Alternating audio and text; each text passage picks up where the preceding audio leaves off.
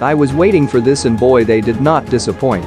When it comes to Nintendo fanboys, they often have the misconception that Xbox threw in the towel when it comes to hardware, and it's no different here, even after they acquired Bethesda and other studios. How insane was this video? I'll let you be the judge. Microsoft's game plan for the future of Xbox is absolutely fascinating. The company has just announced Why is Isabel there? I guess it's an inside joke? Plans to purchase the entirety of ZeniMax Media, the parent company for Bethesda Softworks. Microsoft will now own The Elder Scrolls, Fallout, Doom, Wolfenstein, Dishonored, and all upcoming games from every studio under the Bethesda wing. According to Bloomberg's Jason Schreier, Microsoft will pay $7.5 billion for Bethesda.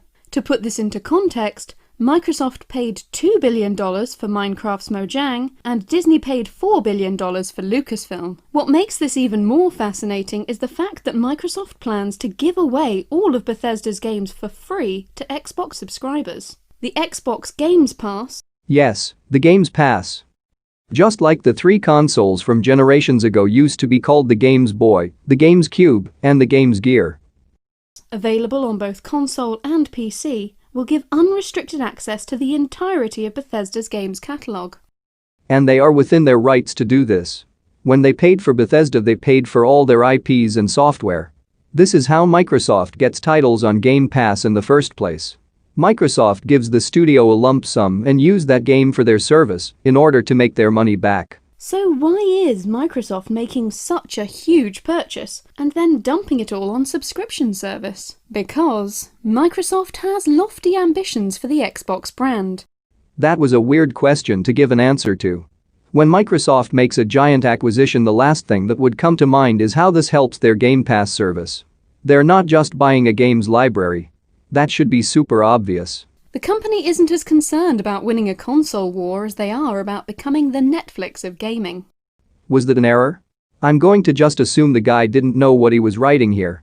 According to Microsoft Chief Executive Officer Satya Nadella, with the acquisition of Bethesda, we metaphorically and literally double our gaming content capacity. This is a big deal, as it's a large step towards Microsoft's plan of releasing a new blockbuster game, to quote Xbox Game Studios head Matt Booty, every 3 or 4 months. Booty compared the big brands under the Microsoft banner to cultural icons when he said, "We need to continue building characters, stories and worlds that can transcend generations, devices and platforms. You know, if you look into things like the Marvel characters or the Lord of the Rings, when those Marvel characters were first invented in the 1960s, nobody knew that there was going to be a thing called Netflix."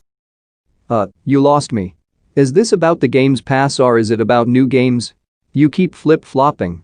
This channel needs a better writer. According to head of Xbox, Phil Spencer. When you talk about Nintendo and Sony, we have a ton of respect for them, but we see Amazon and Google as the main competitors going forward.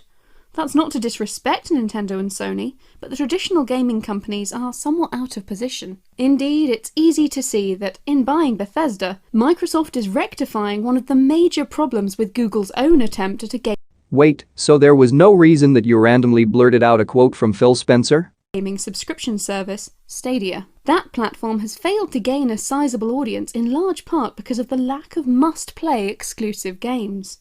But the appeal to Stadia is that there is no $300, $400, $500 upfront fee in the form of a console. And that's important if you want to play a game like Cyberpunk 2077, but don't want to purchase a console in order to play it. You do need a stable internet connection, but certainly it's something that is going to be ironed out over time. Ultimately, no matter whether it's a console or a subscription service, games make all the difference. This is why Microsoft are pushing the smaller, less powerful, cheaper Xbox Series S alongside its big sister, the Series X. Okay, 2 things. First, why are you calling it the sister? Second, the Series S has less power, no disk drive, and less storage space than Series X, so I don't really see how that is more, quote, accessible. When I think of accessible, I think of more storage space and a disk option if I wanted it. Confusing. The company sees the console as a delivery system for games, so it makes sense to make it as accessible as possible. This is also why Microsoft is additionally offering Game Pass on PC and, if people really want it, mobile. The console is of secondary importance to giving people access to games, and the purchase of Bethesda adds another selection of must-play games to their library. So wait a second. If Microsoft wanted to make Bethesda titles available on Game Pass, if that was all they wanted to do, there was a far less expensive way to do it than spend $8 billion to buy out all of its studios. Like, give me a break. You had no idea why they bought Bethesda. Phil Spencer says that, apparently, Bethesda is a good fit because the higher-ups at the company share Microsoft's vision of the future. Over the years, I've had many deep conversations with the creative leaders at Bethesda on the future of gaming, and we've long shared similar visions for the opportunities for creators and their games to reach more players in more ways. With all this in mind, though, does this mean that Bethesda's games will now be trapped in Game Pass forever? What the hell are you even talking about? Not once have you brought up any new or upcoming games. Not once did you mention The Elder Scrolls 6, Starfield, or any other hypothetical title that would otherwise be affected by this new ownership. No, the first thing that comes to your mind is Game Pass, Game Pass, Game Pass. Will it be impossible to play the next Doom on Switch or PlayStation 5? Not necessarily. Microsoft has already allowed many first-party games, such as Obsidian's The Outer Worlds, to release on other platforms. This is a lie. The Outer Worlds was already planned to be on other platforms before Microsoft bought them out. The same thing can be said about Hellblade: Senua's Sacrifice and even Deathloop next year. Bush League Journalism 101. In contrast to the PlayStation 5, Xbox isn't being marketed around its exclusive titles, but rather about the cheap entry point, as these games are available for subscribers for free on the day of launch. According to Matt Booty, the question is less binary about should it be on Switch, should it be on PlayStation, and more, does it make sense for the franchise? In other words, is it a kind of game where it would benefit from the network effect of being on a bunch of different platforms, or is it a game where we can best support it by putting resources and making sure that our platforms, things like xCloud and Game Pass and Xbox Live, are really leaning in to support the game? So it seems that, while Microsoft is pushing their subscription service hard, they are also happy to publish their games on PlayStation or Switch when doing so brings in more money.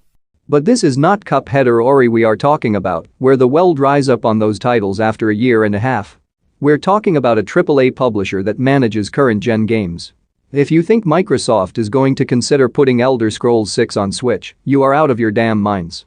After all, they still have the big advantage of providing these games for free. It remains to be seen whether Microsoft's risky strategy pays off and the $7.5 billion investment will pay dividends. In fairness, the company definitely deserves respect for taking a chance on an unorthodox idea. Regardless of whether this leads to a big hit for Microsoft, it's nice to see the company take such a big swing. Yes, how is that for being friends with Nintendo now? Explain how this helps Nintendo. You can't. This was overall a rubbish video that could have been better overall if research went into it.